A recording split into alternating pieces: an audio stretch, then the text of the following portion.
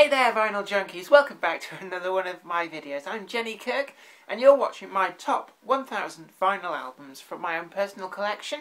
And today I thought, well, there's a group here which I haven't done anything from, and I think that is a major omission. So today we're going to be focusing on Fleetwood Mac, and I've picked out 3 of their albums here. Now, I don't have a lot of really early Fleetwood Mac, but I do have, from what you'd probably consider, their peak period.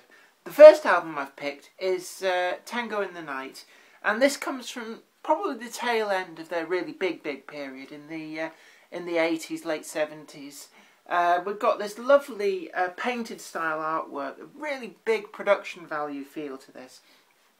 And then on the back we've got the band picture, looking incredibly 1980s. Well, it was the 1980s. 1987 in fact, on the Warner label. And we've got Big Love, we've got Little Lies, Tango in the Night, title track, and When I See You Again on here, as well as a whole bunch of other tracks. It's kind of become formulaic at this point, Fleetwood Mac. That's not to detract anything from Fleetwood Mac, but certainly they'd found a formula that worked, that was very commercially successful, and they went with it, and you can't really knock them for that. There isn't really much information in here. We've got, on a very thin, papery inner sleeve, full lyrics, and a little bit of credits, but that's really about it. That's all we really get from this package. And certainly in the 1980s, most albums didn't really come with a lot of extras to them. The next album that I've picked is Tusk by Fleetwood Mac, and this was the follow-up to their really big album, Rumours. Well, we've got quite a nice, big, a bit thick, heavy-duty packaging to this. Again, it's not a gatefold, but you do get 2 albums in here. So it does feel like they're really pushing the boat out. And unlike Tango in the Night, it's not thin and papery, but they're quite thick card sleeves here. And we've got a lot of thought has gone into the artwork and the package.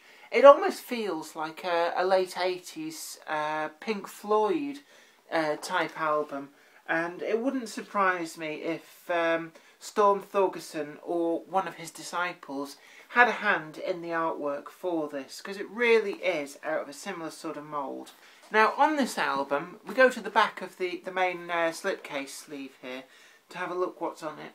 We've got Sarah, we've also got Angel, Brown Eyes, Never Make Me Cry, Beautiful Child, Walk a Thin Line, and Tusk, amongst other tracks. It's quite a long album.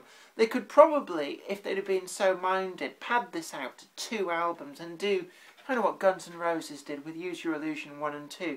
But they didn't. They released it all on one package, and certainly spread across the 2 vinyl LPs really does mean that there is no compromise on the quality for this album. Now the final album which I've picked out here is Rumours, and this is probably, if there is one Fleetwood Mac album that you must get, it is this one. Now on the front we've got them sort of in their silly Shakespeare-esque outfit there. Look how thin he is, and why is he dangling what looks like a pair of balls in his crotch? I don't know. Maybe that was the Elizabethan fashion. I don't know. But on the back we've got the full band there, looking more normal. Well, as normal as you could be in the 1970s.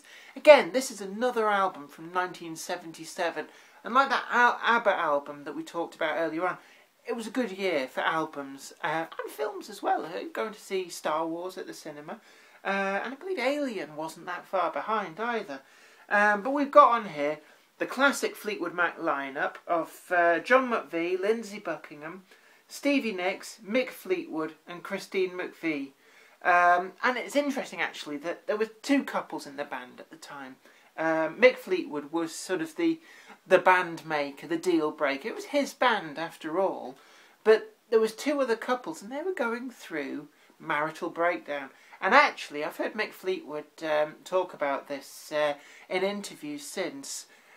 There was a horrible atmosphere when they were recording this album, and a lot of the songs were having digs at people they were going through the messy breakups with. But actually, it made for some incredible, passionate, energetic music, and he's not wrong.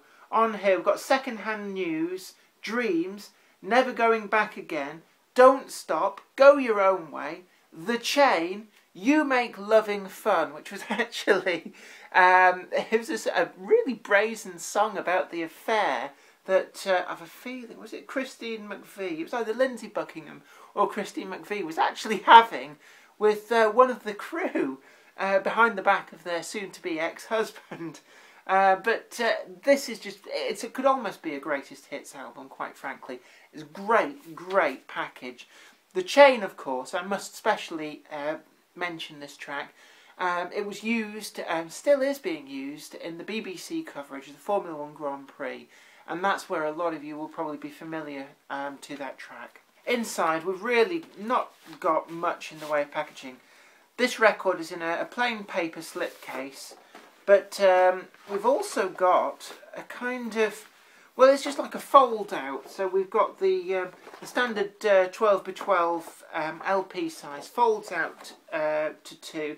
And we've just got a whole bunch of photographs from recording sessions, on stage, things like that. And on the back we've got full lyric sheets, band photograph, and the credits on there as well. So it's a reasonable package actually for the time. Well, I do hope you've enjoyed these 3 great albums that we've added to this Top 1000 list. Don't forget to leave a comment down there below. And, well, you remain glued to your screens for another Top Vinyl video. Help! I'm glued to the screen. Ooh.